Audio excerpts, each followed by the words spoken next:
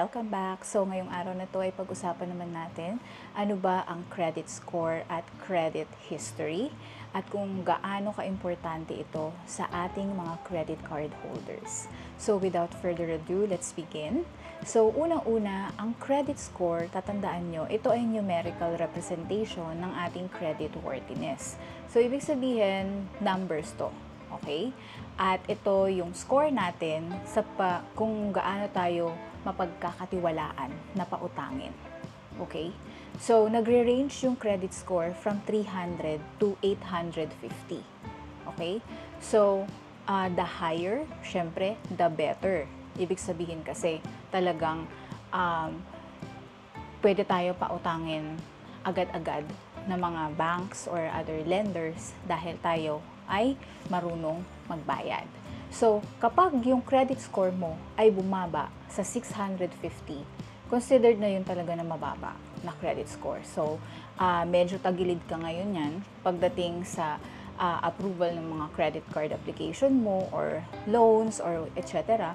Kasi mababa yung credit score mo. So, kailangan pataasin mo muna yan bago mag-try ka ulit mag-apply. Kasi usually kapag mababa yan, maliit yung chance na ma-approve yung loan mo or credit card application.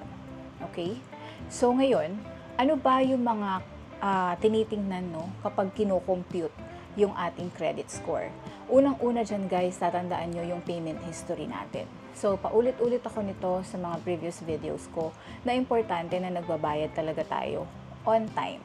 Okay? So, ang payment history kasi nakalista dyan, no? Lahat ng mga outstanding due natin na binayaran natin. And, kapag tayo ay laging may late payment fee or late payment charges, makikita rin yan dyan. Okay? Masakit sa mata yun. So, dapat, importante na alam natin na dapat lagi tayong nagbabayad on time. Huwag tayo magpapalate. And, syempre, dapat nagbabayad tayo ng full amount. O kung hindi man, dapat is mas mataas doon sa minimum amount due yung ating binabayaran. Okay? And sumunod dyan guys is yung credit utilization ratio. So, paulit-ulit din ako nito, nabanggit ko na rin to sa previous videos ko. So, yung credit utilization ratio, kailangan at least 30% lang palagi ng entire credit limit natin yung ginagamit natin. Kasi kapag tumaas tayo doon, magiging red flag na yun para sa atin. Kasi ang ibig sabihin lang nun is wala tayong control sa paggamit ng ating credit card. So, importante na tatandaan nyo na 30% lang.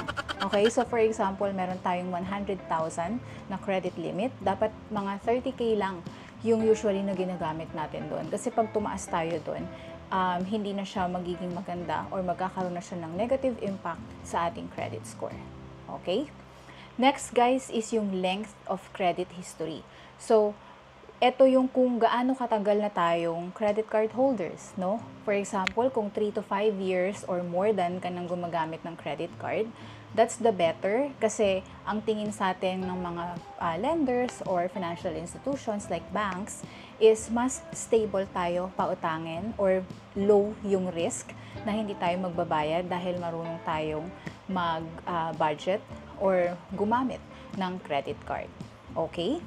So, next is yung types of credit used. So, ito naman is, for example, long-time user ka na ng credit card, tapos meron ka ding ibang loans like car loan, meron ka ring housing loan, or may personal loan ka din. As long as nakakapagbayad ka ng tama dun sa mga loans mo na yon, that's all good. And maganda to kasi nakikita ng mga nagpapautang na marunong ka na mag-handle kahit meron kang iba't ibang types ng credit na binabayaran. And panghuli is yung new credit inquiries. Ito is yung kung paulit-ulit ka ba or gaano kadalas ka mag-loan, gaano kadalas ka mag-apply ng credit card or other types of loans pa yan. So, ako kasi, ngayon ko lang to nalaman guys, kasi naging habit ko to dati, na halimbawa, nag-apply ako dito sa bangko na to ng credit card, hindi ako na-approve, mag-a-apply ulit ako sa ibang bank. So, wag ganun, wag niyong gagawin yung ganun kasi hindi rin siya maganda, nakaka-apekto din pala siya sa ating credit score. So dapat wag niyong pagsasabay-sabayin. So halimbawa, nag-apply ka ng credit card sa ganitong bank, hindi ka na approve, maghintay ka at least 6 months or more or 1 year bago ka ulit mag-try mag-apply. Huwag mong pagsunod-sunurin kasi hindi siya maganda dahil lalabas na parang desperado tayo, no, sa credit. Kaya dapat hinay-hinay lang sa pag-a-apply ng mga credit cards or other loans. Okay? So, ang credit report naman guys, ito naman yung kumpletong summary, no? Ito yung kabuuan ng mga inutang natin at saka yung mga repayment natin, no? So, nandiyan lahat yan. And syempre, hindi lang yung payment history yung makikita mo dyan. Nandiyan din yung mga personal or business details natin. Syempre, nandiyan yung iba pang nating loans, hindi lang credit card. Kung meron kang ibang loans, nandiyan din yan. Kasama din dito yung utility subscription. Ito ngayon ko lang din nalaman. So, pati pala yung mga binabayaran nating utility bills, kasama dito sa credit report. So, for example, yung ating electricity, water bill, internet, no? Kung meron ka pang plan, yung postpaid plan, kasama din siya, guys. So, grabe lahat pala talaga. Even yung mga kung nag-a-avail ka ng last pay later sa Lazada or sa TikTok, yung TikTok pay later, lahat yan, kasama yan sa ating credit report. Kasi, parang ano rin yan nangutang ka din sa Lazada, diba? Kasi sila mo na yung nagbayad, tapos nagbabayad ka ng installment. Ganon din sa TikTok. So, lahat yan guys, kasama. So, and, huwag niyo kakalimutan na pati yung mga TIN number natin, SSS or GSIS number, pati yung home address natin, pati yung employer natin, makikita rin yan dyan sa credit report. Diba? Kumpletos recados talaga yan. So, sino ba yung responsible sa pagpe-prepare ng ating credit score, pagko-compute ng ating credit score at pagpe-prepare ng ating credit history dito sa atin sa Philippines? Walang iba kundi yung Credit Information Corporation or yung CIC. So, bali ito kasi yung public credit registry and repository of credit-related data dito sa atin sa Philippines. So, centralized registry to guys. Sila yung authorized na mag-collect, mag-consolidate, mag-share ng ating credit information sa lahat ng mga financial institutions dito sa atin like banks or other lending company. Okay? So, meron tatlong accredited credit bureaus. Ito si CIC. Yung CIBI Information Inc., CRIF Philippines, at saka yung TransUnion Philippines. Yan. So, ang nangyayari kasi niyan guys is yung mga banks and other financial institutions kung saan meron tayong utang, nagsasubmit yan ng information or credit information natin sa CIC. Okay?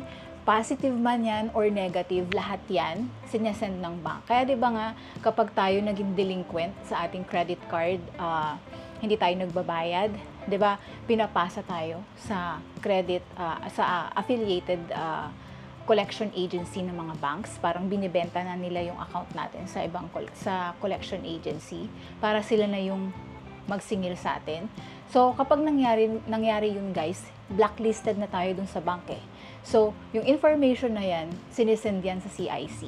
Yan. So, kapag na-collect na ng CIC yung mga credit information na yun galing sa mga banks or other financial institutions, yung CIC naman, ang ginagawa nila is kino-compile nila lahat yon. Tapos, kino-convert nila yun into a credit report.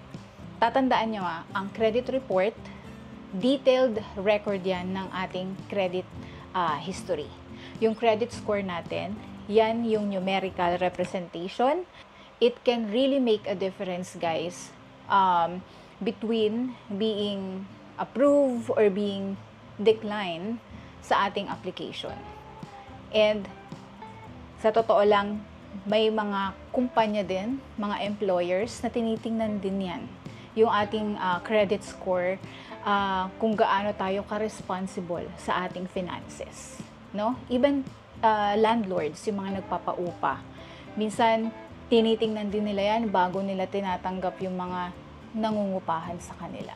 Kaya importante talaga yan. And make sure lang talaga guys na aware kayo para maging mabilis yung pagpoproseso ng inyong mga credit card applications or loan applications man, etc. So, yun lang guys yung gusto kong i-share sa inyo. I hope makatulong tong video. And maraming salamat. See you again on my next. Bye!